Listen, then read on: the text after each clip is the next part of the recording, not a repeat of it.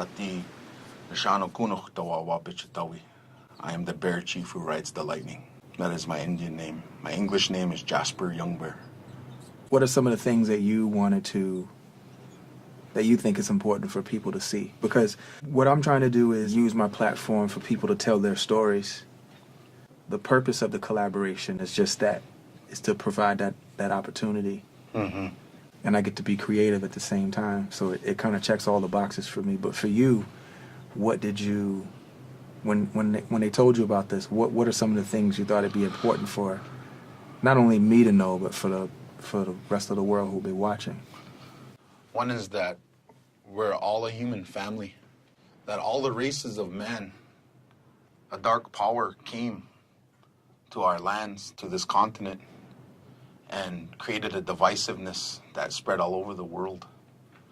And the Indian people, being true to the original teachings of their people, these original teachings tell us that the real truth of this world is a truth based upon the Creator, the elements, the wind, the earth, the water, the fire, and that we are all caretakers of this earth, that we're all responsible for this earth. The new time that is coming is the time of the human being, and that the human beings all across the world are responsible for the land that they occupy, the places where they're at, that they find their own inner sacredness, their own holiness within them, and that this holiness was given by none other but than the one God, the creator of all things, the creator of the heavens and the earth, the universe itself. That we as the human race, we are the children of this one God, this one creator, and that we're responsible for each other as a human family. This building that we're in now, this lodge, this earth lodge, we say in our language, Kunal Agunanatao. This earth lodge represents the whole world, that this is our traditional home. And these poles represent the four elements of this earth. This arc of the heavens represents the arc of the heavens above. When you look at the sky and the horizon, it's all the vault of the heavens, and this is represented here. Symbolism within your own house.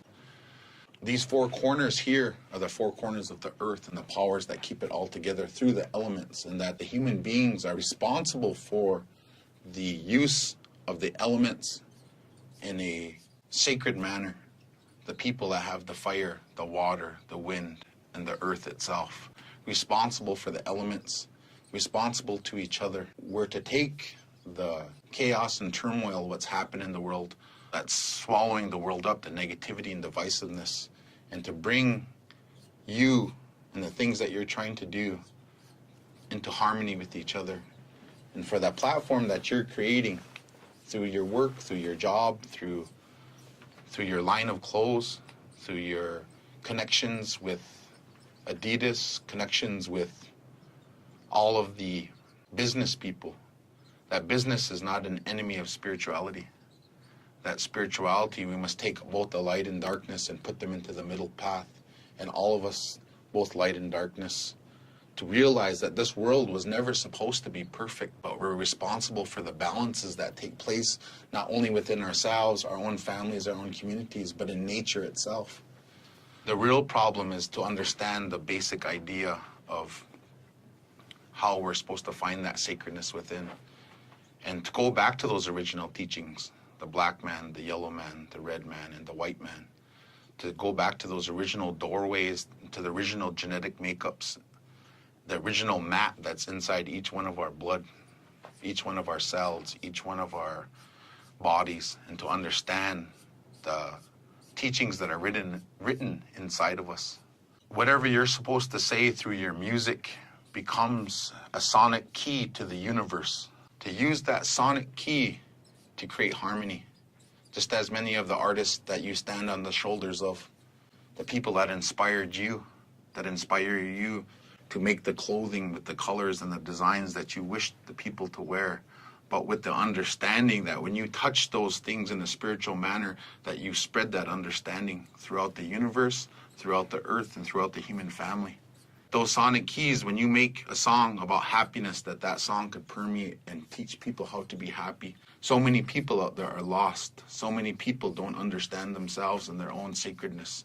that the human being is the highest level of creation, that the human being is the closest to the Creator.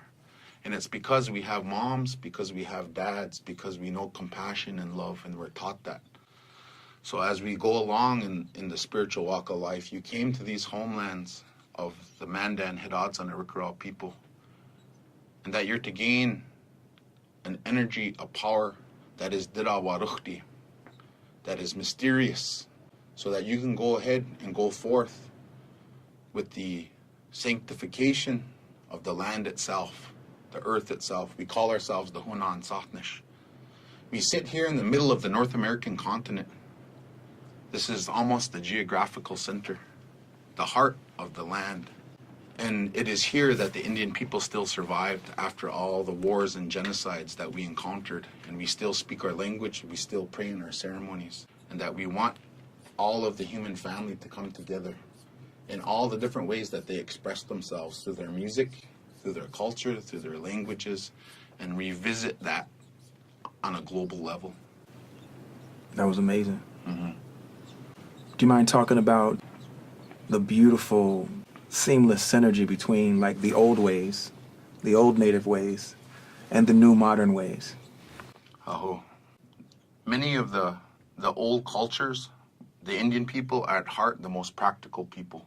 Whatever is around them, whatever materials that they made out of, people say, when you make these lodges, do you use it by hand? Do you use an old wooden axe? No, we use chainsaws because it's easier. You know, when we wear our clothes now, today, we use the same creativity and we put it into the things that we wear today. We put it into our music today. And there's a constant water and flow from every soul that creates a song and adds to the song of the universe. And when it travels into the universe, it changes the universe for all time and space, and that lives forever.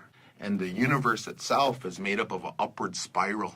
There was a flaw that Adich, Neshano Nachidug, our father, the chief who sits above, put in the universe. It's our job collectively to heal that flaw and for the universe itself to evolve.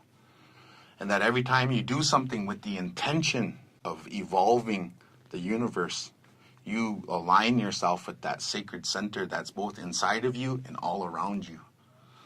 Whether it be your clothes, whether it be your music.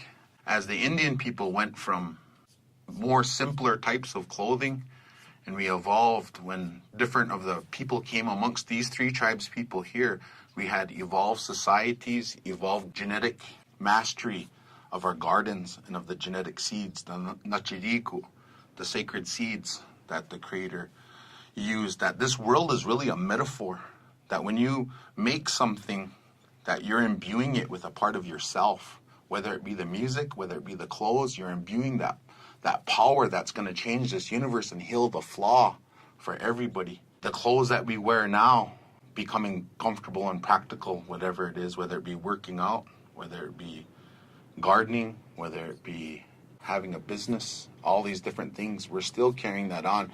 We're all little creators that don't know we're creators, that we are the closest to the Creator, and that when you create something, whether it be music or clothes, you're becoming close to the Creator, and the well within you that can create will never die, because you will always live. The moments that you're living here will live in time and space, and that's why whatever we do here is going to affect our children and our grandchildren. And what we best can do is put our minds together and create learning platforms, create legacies for them to understand.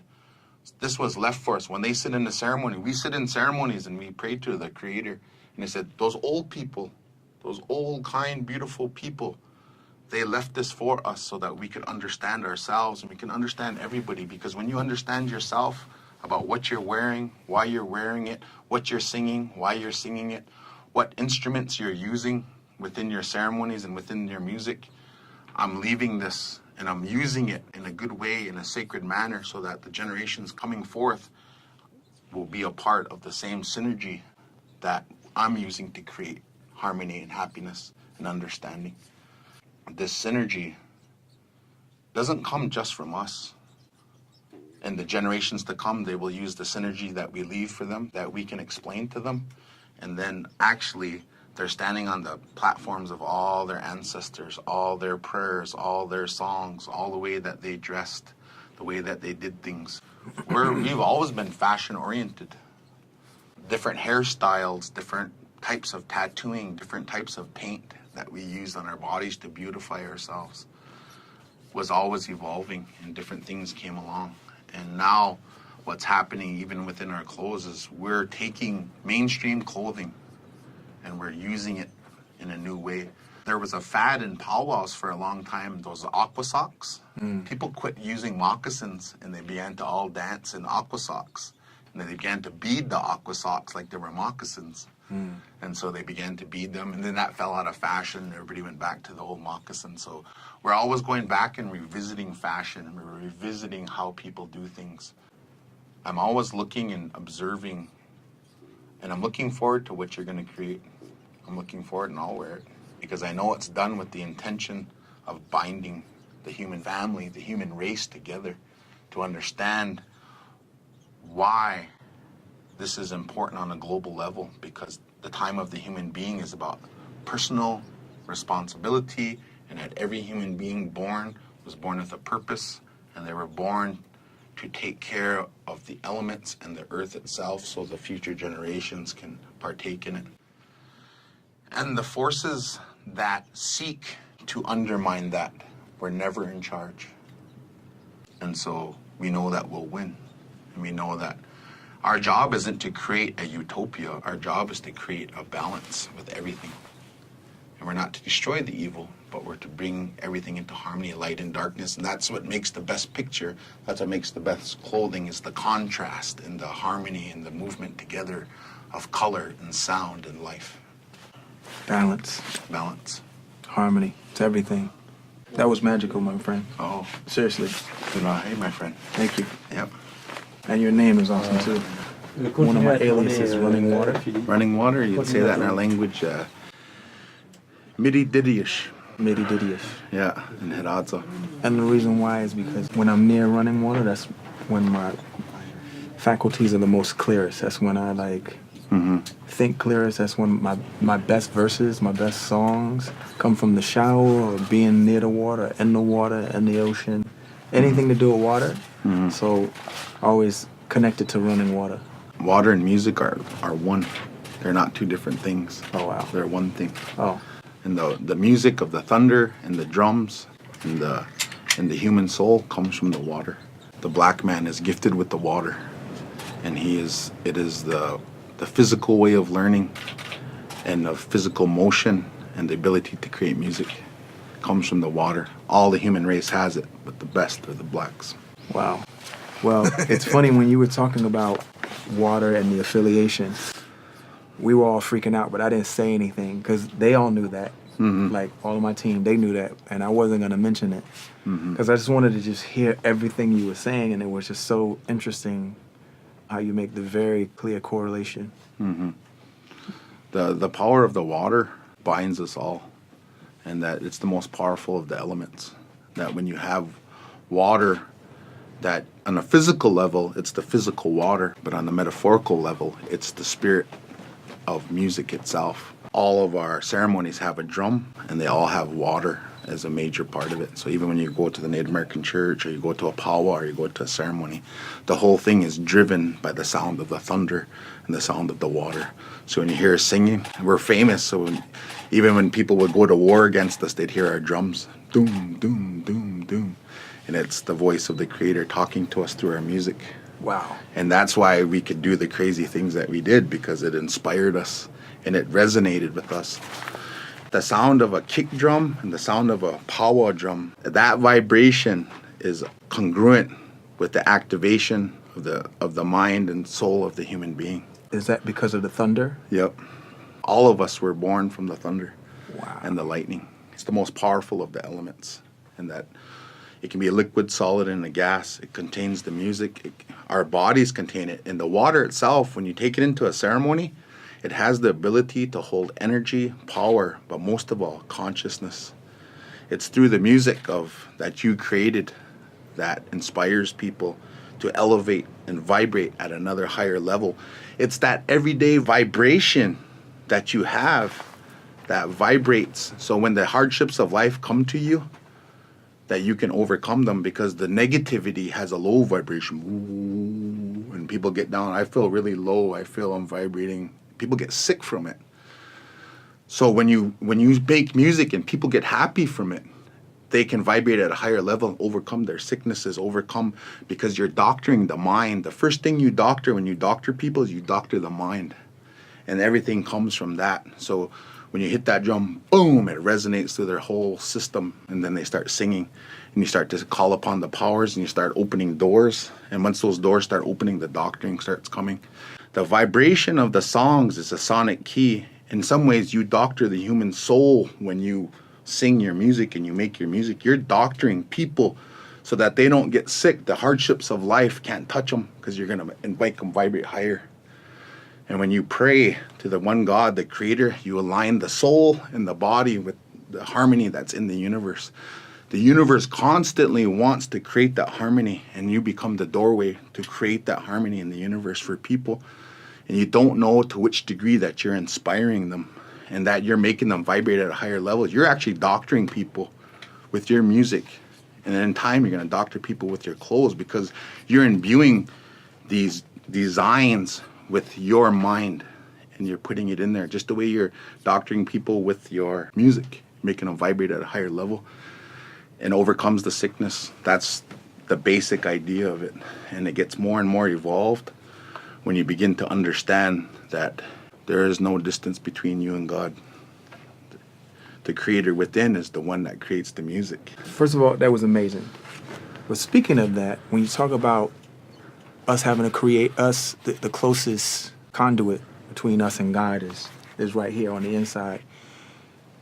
That's how we're made in his image. Mm-hmm. And if he is inside of each and every last one of us, he is, and he's around all of us, then we live in God. God is this universe, this everything that we live in God's mind. One of my elders told me, he was sitting in a ceremony, he was watching an old Cheyenne medicine person, and he was talking Cheyenne, and he was going like this, and he was talking to the creator. He's looking up, and he was praying to the creator, and he kept doing this, back and forth. He was going like this, and he said, "Do you know what he's saying in Cheyenne?" He said, "No." He said, "I'm in you, and you are in me." That's what that symbol was. He kept going like this, and he was talking to Mahiot, the creator in Cheyenne. I'm in you, and you're in me. I'm in you, and you're in me. There is no distance. You are all little creators. You are all godlings that just have to come. The dark powers misled all of us when they said that we were the lowest. Because when you mess with people's self-esteem, and you don't give them the strength to stand on their own, you are creating an avenue for sickness and lower level. And you're going to create hurt within the person, and then those people are going to go out and hurt other people. And they're going to seek and they're going to operate in this world out of a deficit, trying to make themselves feel better with food, alcohol, drugs, money, materialism, social status, all that. But that will create more sickness. But if you lead people back to their sacred center within themselves, the sacred center within them, they will heal the world, because they know that the real truth is that I am I am a human being. I am the highest. And there is anything that's told to me about my sense of self has nothing to do with all these coping mechanisms that we use that never work anyway. The only thing that can fulfill that place within inside you is the knowledge of self, knowledge of your own self. There is no other knowledge. All other knowledge is a shadow of knowledge or academic logic. And that can be faked. And people can listen to that and think that that person's smart, because it's the middle path. That's why Creator don't come to the highly educated or the ones that try to be too simple. It comes to the common man that tries to find balance with his own self and his own nature. We're grateful. This has been awesome, man. Seriously.